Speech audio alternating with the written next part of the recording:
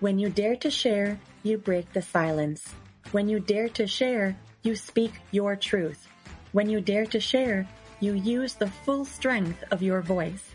When you dare to share, it brings opportunity to own your story. So tell it, be heard, and at the same time, your sharing is someone else's learning, inspiration, motivation, empowerment, and hope. There's always an element to each of our stories that remains a secret. For some, we feel it's a dirty little secret. Dare to share your untold story exposes these secrets in a welcoming and positive way. I encourage each of you out there to dare yourself to share what is yours to tell. When we dare, it is the courage to do something really important. Let this be a vow to each and every single one of us that we take risk, we brave, confront, and face what is, while inspiring and empowering all communities. So let's break that silence and tap into mental beauty.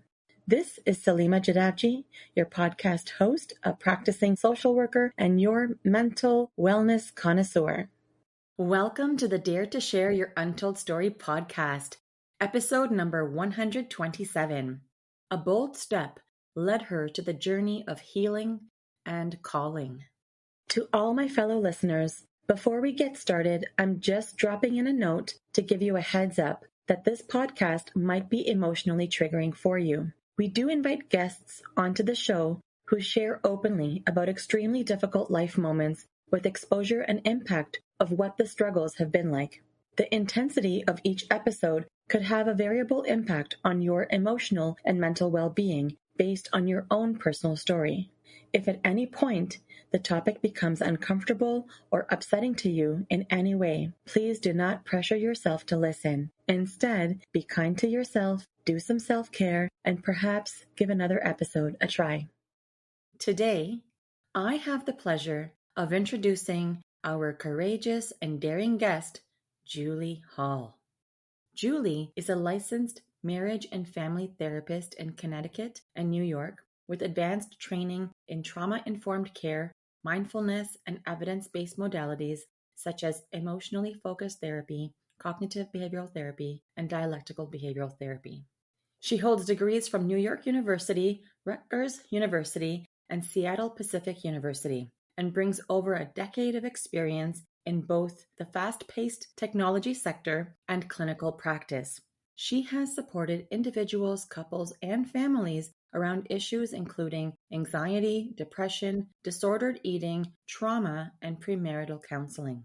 Inspired by her own lived experiences, Julie has a deep passion for walking alongside women and couples navigating fertility challenges, racial trauma, and life transitions. She has facilitated support groups for sexual abuse recovery and divorce grief, and she remains committed to creating safe, inclusive spaces where stories of struggle can be met with care and compassion. Today, Julie makes her home in Greenwich, Connecticut, with her family and 2 rescue pups. All right, welcome, Julie. Welcome to the Dare to Share Your Untold Story podcast. Thank you so much. It's great to be here. Oh, it's so great to have you. It's really lovely to have you as a guest on the show today. I'm really grateful that you've willingly decided to be here to uncover the story that we will be chatting about. And I want to say, I do say this often, but I do really feel humbled to encounter guests just like you who essentially allow me to tap into their vulnerabilities and draw on their strength and insight, which all becomes inspiration getting shared in this space. It's a sacred space. And it's incredibly important that we take a stance together to help break barriers of mental stigma. What do you think? I love it. I love it. Thank you. That's very kind. And I'm happy to be here. And I really appreciate the work that you do. Oh, thank you. It's wonderful to hear. Okay, so Julie, now in case you're still wondering, this podcast is all about bringing forward untold stories that people go through, whether directly about a mental health struggle or something else. And we know that no matter the story, there is impact on one's own mental health in some way, which remains tucked away. And so this platform, it serves in a way to break the barriers of mental stigma that have been conditioned in our society. So today, together, My hopeful mission is that for both of us to be able to encourage people to share and tell what individuals typically have reservation to express. And so, of course, I continue to bring forward a trend. It's called the mental beauty rethink. So, for yourself, Julie, what's the first thing that comes to mind immediately when you hear this phrase, the mental beauty rethink? What does it have you thinking? I love that term, mental beauty rethink, because it makes me think about what it means to like consider mental health, right? Mental health as far as the challenges in mental health as far as joy, and what it means to sort of like integrate all of it and to acknowledge kind of like all these different facets of our mental health and honor kind of all these components and how beautiful it is to integrate and honor all the components. So that's kind of what it makes me think of. Yeah, bang on. Sometimes I'll tell people, oh, that's exactly it. That's exactly it. But what each of you are doing is giving me a rich description of how we can rethink.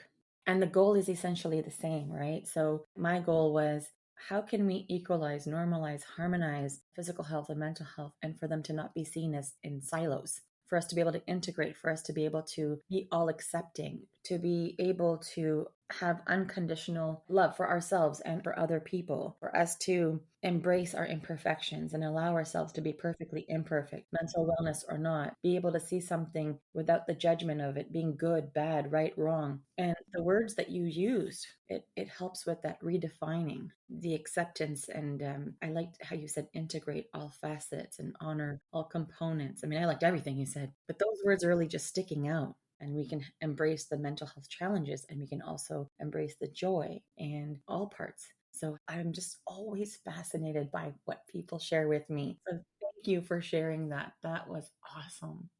Absolutely. What a cool phrase. I'm glad you like it too. That's fantastic. Copyright it. You know what? You make a good point. I'll work on that. All right, Julie, how do you feel about getting started with our deep dive today? Yeah, let's do it. Let's do it. Yeah? Okay. Well, let's get right in there into the first question. Give us the newspaper headline of how you would title your untold story. How would it read? The ministry of presence. So say it one more time. The ministry of presence. The Ministry of Presence. Okay. What does this headline mean to you? So, the ministry of presence, I think why I love this title is because I know for myself, and we can get into this, how important it has been for me to experience the presence of other people in my life. And when I say presence, I mean people just really sitting with me, engaging with me from a place of non judgment, neutrality, openness, care, what it has meant for me as far as opening me up in experiencing my own authenticity, Mm-hmm. my own curiosity of self, courage to explore new things. And I think that's why I language presence as a kind of ministry. Mm, Because in my life, people who have given me that, it has been something that's really ministered to me. And on the flip side, as a therapist, I find that the practice of it can often be a kind of ministry to others. Yeah, it's like a spiritual thing. It's sacred. wow. Yeah, and that's also what mental beauty is. It's so lovely. I really like this headline, The Ministry of Presence. There are so many ways to sort of hone that in, take it in, and make it your own interpretation, each person. I think so. Yeah. But for you, I'm also very excited because this is your headline, and we're about to uncover your story, lady. Okay, let's go. Give us that snapshot. Give us that skinny, actually, of what your untold story is about. Paint a picture for us. At a high level, I was raised in a household that was pretty conservative, like both culturally and religiously, and somewhat fundamentalist, I might say, as far as like, here's what's right and here's what's wrong, and this is how you operate in your life. And it's just not necessarily, I think, how I was particularly authentically wired. And so, how I was authentically wired would often sort of butt up against my household, sort of like the household rules, both unspoken and spoken. Mm.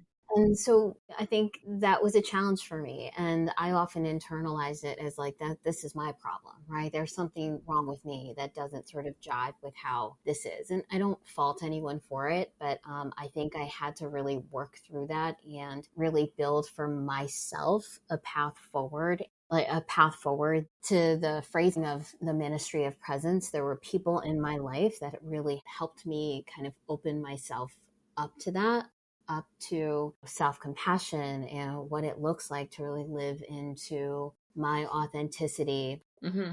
And I had a lot of struggles that helped me get there. And now it's really been a journey for me of continuing to grow and also live into helping to be a part of other people's story in my work professionally. So I guess that's some of the top line. Yeah. Mm-hmm. Okay. And so, raised in this household, tell me more about what unfolded about your untold story. Was there a timeline of something? Was there a prompt, an event? And just to kind of give you a clearer picture of like, I grew up in a very like traditional home culturally. When I say that, I'm Indian American. My parents grew up in India, and that's the kind of the culture they came to the States with. I was born and brought up in the States. And so kind of like these sort of like generational tensions coupled with like cultural tensions, and then coupled with kind of like almost fundamentalist, I would say, sort of like Christian, these sort of Christian ideals. Mm-hmm. Mm-hmm. And then we had some, I would say, trauma growing up. I lost my father in a car accident. Five of us were in the car, my mom, my dad, and my two siblings. How old were you? I was 10. Oh my goodness. So young. And so that was a huge, I think, rupture in my family life, right? Where we lost our father, and my mom actually had pretty significant burns, about like a third of her body in the car accident. And my siblings and I had some injuries as well, certainly more minor than that. And so we really had to figure out together how to navigate life moving forward. And it was a struggle. It was a real struggle, but it wasn't necessarily a struggle that was particularly named, like explicitly. Mm-hmm. Mm-hmm. And so much of kind of how we operated was from the lens of we get through as a result of our faith, as a result of the community around us, which I think is so beautiful. But there were often times where it didn't feel like prayer was enough, right? It didn't feel like certain things that, I was told I needed to rely upon was enough, right? Whether it be reading the Bible, scripture, prayer. And so again, I sort of internalize that for myself. I must not be doing enough, right? And continue to kind of move through my life in that way. And I will say, for the most part, as much as we experienced tragedy, we had a beautiful childhood, and that the faith community was really critical for us in our life. Like so many of my like dearest friends today are through my church, Right. all of that being really positive. But to come back to the untold story, as I got older, went to school, I got a job, and I worked in tech, and I got married. And then my husband and I, we decided we wanted to have children. Okay. That was not coming easily. Really, no one in my family had experienced fertility issues, right? So again, this kind of natural place in me that I'm doing something wrong. Was there that narrative for you? exactly. It was that natural narrative. And in fact, in my life, there were people that were close to me that were kind of like implicitly, again, from my perspective, the meaning I made, sort of like supporting that narrative, as in just pray more, that kind of thing. Mm-hmm. And so it was very difficult and very, very painful. The sober was always like to turn to religion, to rely in faith, and it will turn out. So did you take that as, well, I'm doing all those things, I must be doing it wrong. I'm not doing it right. I'm not doing it enough. That's exactly right. Like I must not be doing enough. Oh my goodness. Okay. I must not be honoring God enough in my life, right? And therefore, I am not receiving the blessing of a child. Right. It then goes into self-shaming. That's right. And like very kind of like distorted, painful narratives. And so I think we've reached a point where we engaged professional help. We worked with a reproductive endocrinologist who helped us as far as like kind of like what the sort of physical symptoms were around the fertility issues. One day we were in the office with this doctor who was great, but he sort of like slipped a business card across the table to me. And it was the card of a psychologist who worked just across the hall from him. And he said, you might benefit from talking to somebody. And at the time, again, I was working in tech. Growing up culturally, there was a stigma. You were in a talk family. That's right. It's like you prayed. There was no need to talk to people. That's exactly right. And in fact, it wasn't neutral. There was a stigma, right, about therapy. Like, oh, there must be something really wrong with you. Mm-hmm. You really can't handle this. Again, kind of like this internalized shame. When he slipped me the card, I thought, excuse me? I've already got all these kind of biological issues. Now you're telling me that there's something going on with me mental health wise. Like, Mm-hmm. Have more issues, right? right, and I was like holding down my job at the time and I was trying to do all the social things. I was almost priding myself in like, actually, this isn't disrupting my mental health. And a question for you is, was your husband there at the time? Like, were the two of you receiving this information together, or were you by yourself? No, he was there. My husband is, I don't know if you're familiar with the Enneagram, but he's like, I would describe it as a 9 on the Enneagram. He's very like even keeled, very, just a calm presence. In the medical office spaces, I was the one who was particularly more animated and open about all the questions that I had. And he was kind of more of a neutral presence. So yes, he was there, but I think the doctor sort of like pinpointed me as far as, you could particularly benefit from talking to someone. In hindsight, absolutely, my husband could have benefited as well. Mm-hmm. Because we were both going through our own grief and wanting to sort of like share with each other, when in fact, I think would have really helped us is like the support coming from other areas, right? Like some additional scaffolding.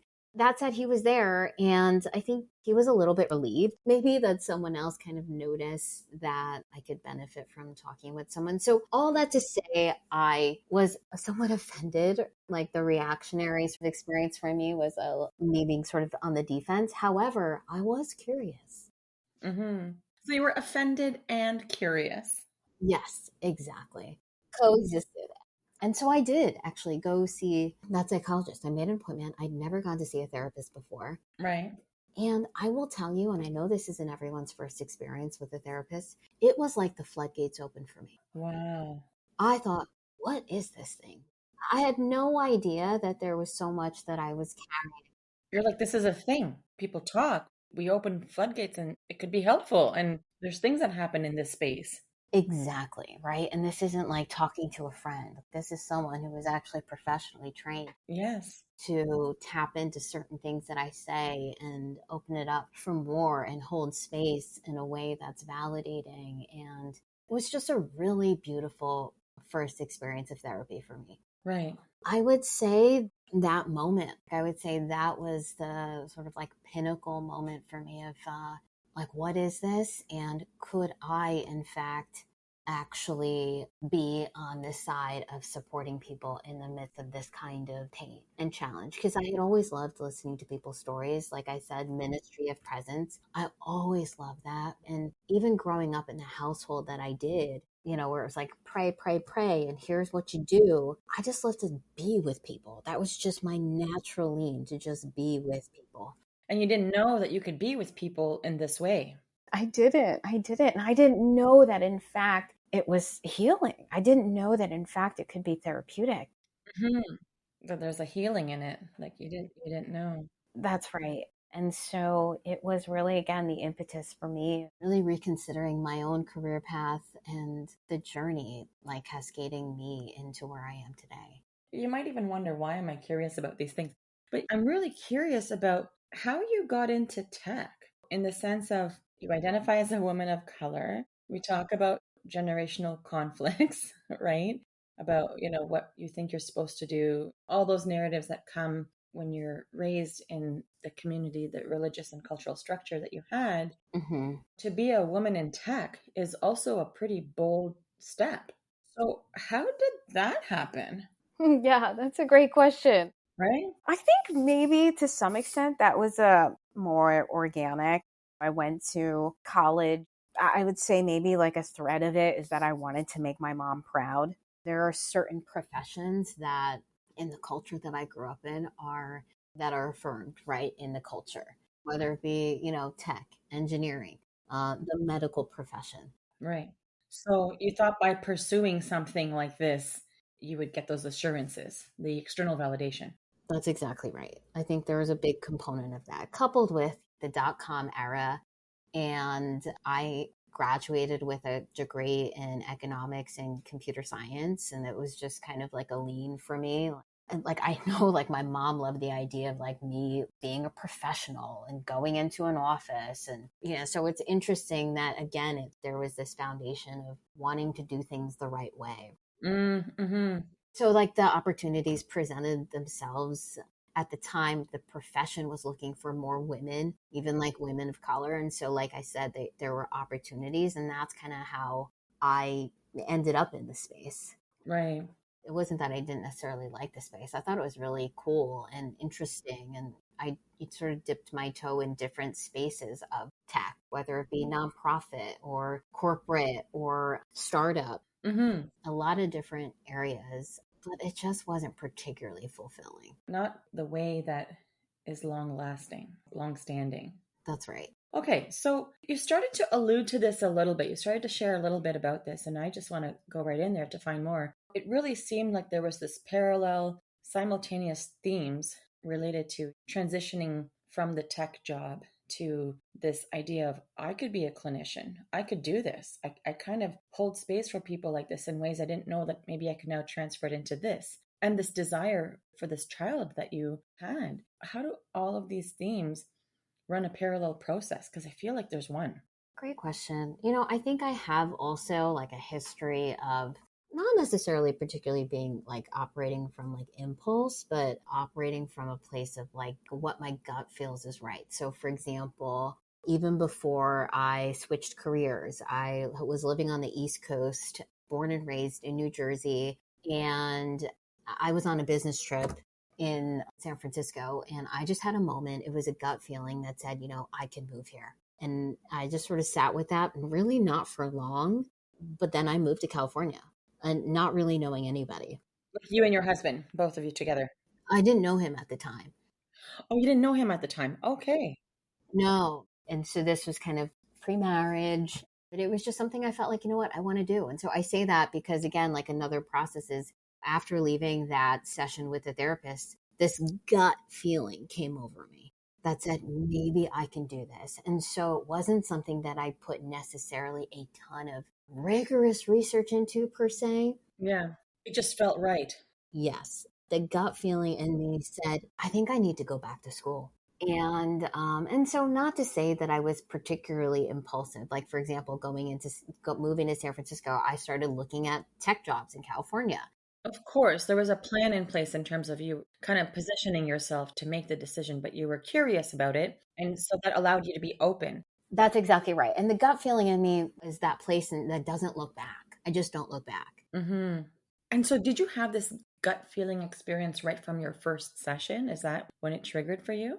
I think that's right. I think it was almost like right after that first session. I thought, this is a job that people can have that can really impact people in this way. And it was, it was again kind of the catalyst for me. And so that's what I did. And I started looking at opportunities to go back to school and what that could be in the midst of like actually navigating the fertility journey. Yeah. And so it was a wild time, exciting, also very emotionally intense.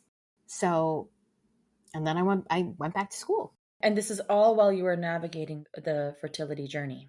Yes. And so the time I was living in San Francisco, right? My husband and I, we met in San Francisco. We had been living in San Francisco for almost a decade at the time. And then I decided I wanted to go back to school. He was incredibly supportive. And at the time, we could make it work financially, which was a blessing. We also decided that we might want to move again because there just was a lot of like heaviness associated with where we were in San Francisco, all the fertility treatments. It was exhausting. We thought, what, maybe we could benefit from another pivot. And so his family was living in Seattle. And so we decided, what, maybe we will try our hand in Seattle for a couple of years. So I went to graduate school in Seattle. Again, we were really open to continuing the fertility treatments. And so what also happened right before I started school we had gone to like an adoption seminar where it's an opportunity for couples to learn more about adoption. Yeah, and it was never something that was on my heart. Like some people say, like, oh, like it's something that they've always thought about. Never something that I had particularly wanted, but But you were open to checking this out. exactly, exactly. And we both came out of there just incredibly discouraged. Just like, you know what, if this is what it is, like maybe, but both of us were just very heartbroken by the idea of not necessarily bringing an adoptive child home, but just that it just wasn't the reactionary experience that I sort of hoped I would have after attending a seminar like this. Like I thought maybe I'd come out of it more optimistic, and instead I was just heartbroken. Was there something that was said in the seminar that set you on that reactionary place? Not particularly, but in these seminars, they have to be really realistic about what it's like. Often, when you are, adopting, it is like a really beautiful thing to adopt from situations where there is a real need and there may be health challenges or like a history that is like a history of addiction or something. And it's just a lot, right? I mean, there's just a lot that can be involved in adoption, coupled with like open adoption, closed adoption. Like there are just all these different components. Yeah, there's so many facets and components. Yes, yes. So I think it was just really overwhelming. And it just kind of continued, I think, to remind both of us, my husband and I, that our heart was really to build something of our own. And there was just a grief in it that like we couldn't do it. So that said, a week later, I got a call from our reproductive endocrinologist that I was pregnant. Oh, okay. Yeah. And it was, I mean, I describe it as a miracle. I don't know if you're familiar with the in vitro process or the IVF process, but it can be incredibly taxing. We had done several rounds of IVF. Do you recall how many rounds you had? Because those are exhausting. I had 3 fresh cycles, which means like a retrieval and a transfer. And then I had 7 transfers. Wow. Yeah, 7 transfers, and they transferred in total 17 embryos. Wow. Over the course of the process, like I'd had an ectopic pregnancy, which, required emergency surgery and the removal of a fallopian tube. And it was all so much, and so that moment when I heard that I was pregnant and about to start school in a week, it truly was. And, having just had that experience coming out of this adoption seminar, it really did feel like a miracle. Right.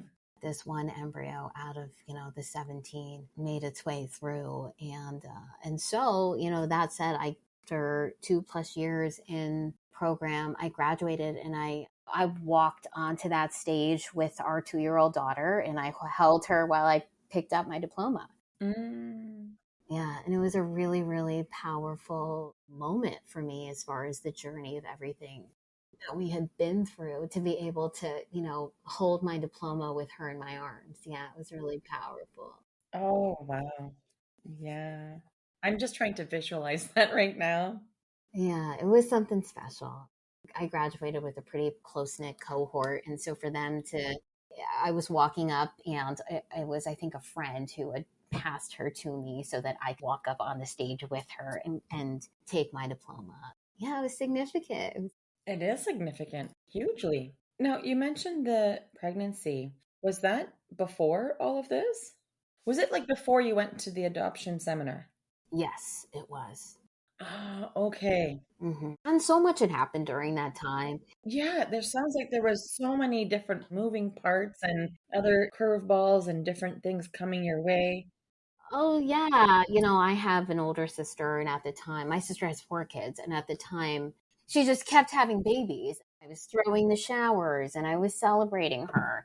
Oh, that must have been so painful. While it's joyful to be able to honor and celebrate for your siblings, but it must have been so devastating for you Yes, incredibly complicated. because you must have been thinking, well, how come she can still have them and I can't? And Yes, I did. I had all of those feelings. I had all of those feelings again of like inadequacy, wanting to show up in this sort of celebratory way. And, I'm tough and I'm okay and it'll happen. And like I was really broken inside. And I think that's where the fertility journey can be really, really isolating for so many people, because as much as people want to be there, it is very difficult, I think, for people to be present in grief, right? People who love us, they just to really hold space for grief. They want to fix it. They want to get you to the other side. They do. They want to fix it. They want to give you a solution. They want you to be able to move forward. Life goes on, right? That's right. They're like taglines, like slogans that people latch onto, and they use these moments to share them with us. And of course, it's well intentioned. They mean well. And if you're someone who's always showed up to celebrate people and put on a good face, like a happy face and a joyful energy, people try really hard. What I notice is to see what they can do to get you back to that space. That's right. And that's why, again, like I come back to the ministry of presence, because for me, But the ministry of presence is what you need. exactly, it wasn't the ministry of problem solving or faith building. No. Can you just be here with me, for me, just in my process? Just honor it, be here, see it, listen. Don't, like, just let's be silent together. We don't have to come up with a solution necessarily. That's right. And there was like an absolute ministry in it for me. And it was just something that, I think a lot of people, including myself at times, certainly, I think about my own daughter and everything in me when she comes into me with something that she struggles with. I want to fix it. Yeah, I mean, that's the instinct, right? That's the parental instinct. The maternal instinct is I want to take my baby's pain away. And even when she's 20, you're still going to have that feeling and that urge. That's exactly it. But now, because you're so aware of it, you also know what's harmful and what's helpful. And just because you could go in and perhaps rescue her, you also know that's harmful for her. You're going to guide her, make sure she's not in danger, but there's certain things she's going to need to learn. And some of it is only when you are actually present with her and helping her work that process with her. Right. And there were times where I could sense people's discomfort and just trying to sit with me. And so I would find myself trying to co-regulate that somehow. Yeah, make them feel better. Exactly. And so it was just, again, like it was a really isolating time. I think it taught me so much about presence. It taught me so much about what is important and the value of being with people. I always say, like, isn't it all grief, right? Like, it's just all grief. And what does it look like to just navigate, integrate grief into our lives? Well, grief is not just loss of a person, right? It's not just death. It is the ending of things, of people, of relationships, of transitions. Yeah. Of like, even like a possibility of like what you had anticipated. Exactly. When you feel like something's been just sucker punched, or like that feeling that people describe of the rug being pulled right from under you, that jarring feeling, right? 100%. I think even culturally, it can be really difficult. We're in a culture that's so fast paced where it's difficult for people to just sit and be. And so we want to keep moving, move forward, right? And so again, coming back into the ministry of presence, like what it is to practice just being and honoring in any sort of place that we are, right? And that in and of itself can be healing. Mm-hmm. It's beautiful that you're able to get to that place and you have that strong reminder. Julie, I know I'm speaking to a therapist today, and I don't always get to speak to one. I'm not your therapist at this time, and you are not really necessarily needing to speak from the place of a therapist. But the question I was going to ask you that I'm curious about is, when people come to see me for therapy, people are typically in one of three places. Some people are getting started where they're like, okay, I want to work on my mental health. I understand that it's something to be worked on. you know, I'm going to start somewhere, see what progress I make, and see how this is, right? Like I take care of my physical health. So I'm going to do some of this now. And some people, they're in the middle, like perhaps there's an acute situation, they're in the thick of something, and they know they've been prompted to work on maybe something that's been a long time coming, or as a result of this, they realize there are other things they need to work on. So, they're in the middle. And some people are looking back where maybe they're trying to get closure, or they're trying to make sense of things. Their life is functioning, thriving potentially. They want those personal growth moments and just be more intentional, have more awareness, build on themselves, proactively. And so that's what I typically see in terms of those three places. So for yourself, based on the untold story that you've shared with me today, what part of the journey would you say that you're in? Would you say that you are getting started, in the middle, or looking back? Yeah, I think that's a great question. I think I'm in the middle. Yeah, that's right. Where there are narratives that I have internally that have like a negative value judgment. There's like a thread of shame, right? And really trying to shift that and replace that with compassion and like understanding. So, like, I think I'm like there and then moving from that place to, okay, is there something that I want to shift? Are there shifts that I want to make in my life, whether it be in my routines and my patterns, like relationally and how I speak to people? And so I think it's kind of like that's where I am in the journey. Yeah, you're in the middle for yourself. It's a beautiful way, an eloquent way for you to describe it. So I'm going to borrow that. Yeah. Please, please. Yeah. Okay. So here's the thing. I wanted to talk to you about or ask you about how your untold story affected your mental health for what you shared during that time period. But you have already started to share those pieces with me. I mean, there's so many things that you experienced in terms of grief and the turmoil and having to respond to people and make sense of things and connect with your narratives. But then you also more recently mentioned this piece about isolation. Can you explore that with us? Just dive in a little bit about what did the isolation feel like? How did it feel in your body? How did it show up in your emotions, in your behavior? Like, tell me. Again, great question. I think the isolation, that's, if I could describe how it felt in my body, it was just heavy. It just felt like a weight. I moved with a kind of heaviness. Like there were days that I didn't want to really like get out of my robe. I remember, I think there were like 3 days I just lived in my robe. Right. I could feel like the physicality of that. Like I felt like 20 pounds heavier. Emotionally, it was demotivating, like this sort of perpetual sadness. Is there a way out of this? I didn't necessarily experience like suicidal ideation, but like a hopelessness to some extent, as far as I never imagined my life without children. Mm-hmm. I didn't know how to reconcile that. It was really kind of causing me to question like my future, like the future that I had envisioned. I think it was destabilizing as far as my relationship with my faith. Mm-hmm. What does this mean for my relationship with God? And like asking a lot of whys and not necessarily experiencing kind of clear cut responses back, right? Answers that were satisfying to me. So I think that's what it felt like. It was really tough. Yeah, Yeah, that must have been so intense. it was. It really was. And I can speak on it now, I think, from a place of, again, real compassion, seeing myself at that time and just kind of wanting to give her just a giant hug. And I think my relationship with my faith has really changed as far as really allowing from so much mystery. I've just become more, like, so much more open to not knowing. I always say, like, the more I know, the more I don't know. And that's okay. Yeah.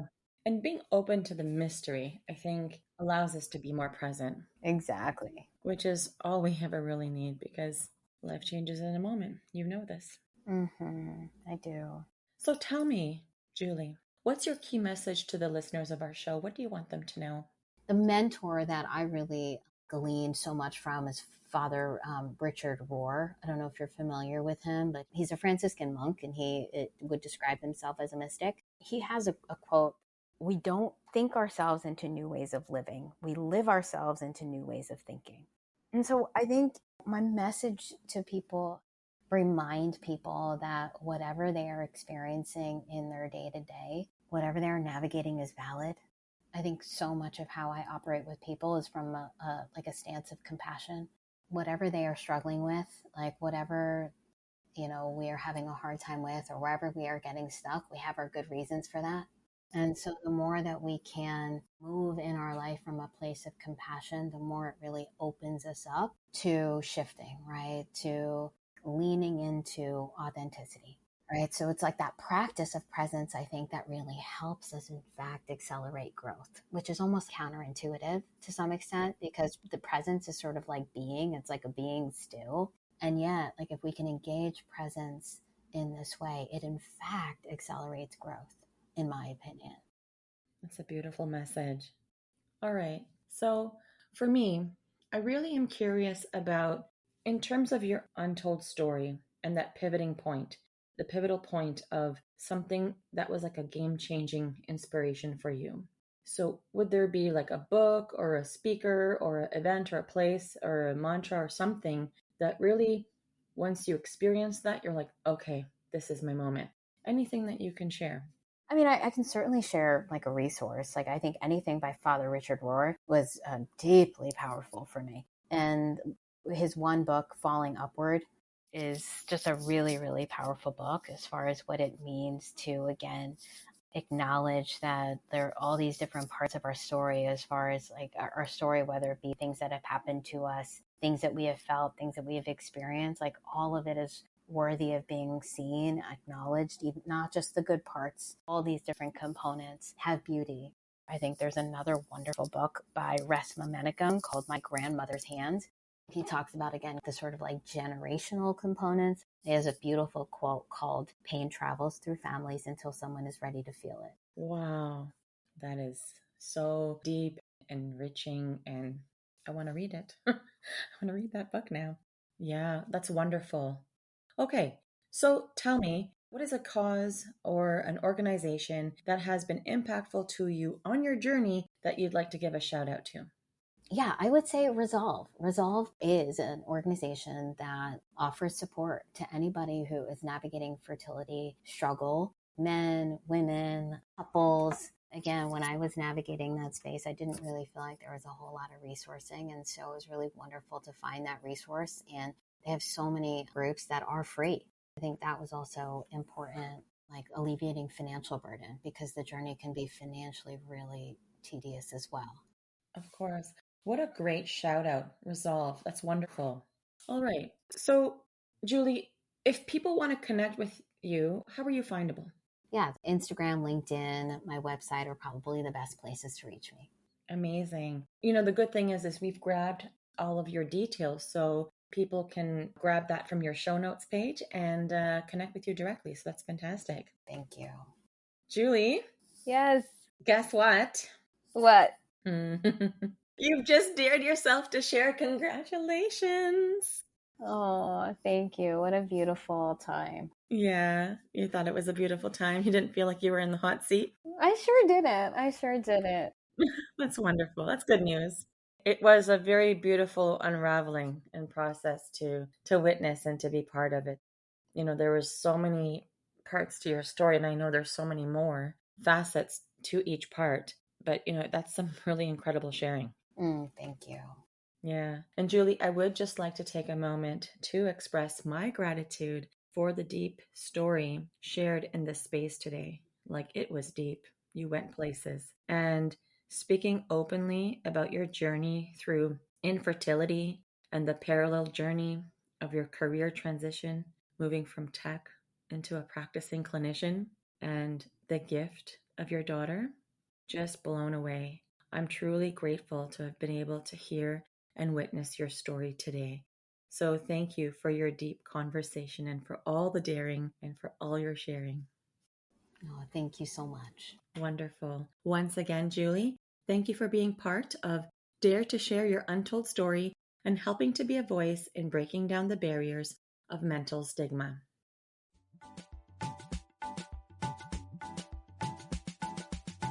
To all of our listeners, if you like what you've been hearing on this podcast and you want to be part of breaking down barriers of mental stigma, I invite you to go wherever you are listening to the episode and hit subscribe. Leave us a comment or a review of the episode and maybe how you relate to it. To learn more about what we offer, visit www.daretoheal.co. And if you are feeling ready and brave to share, please submit your story by visiting www.daretoshare.co. Thanks for joining in.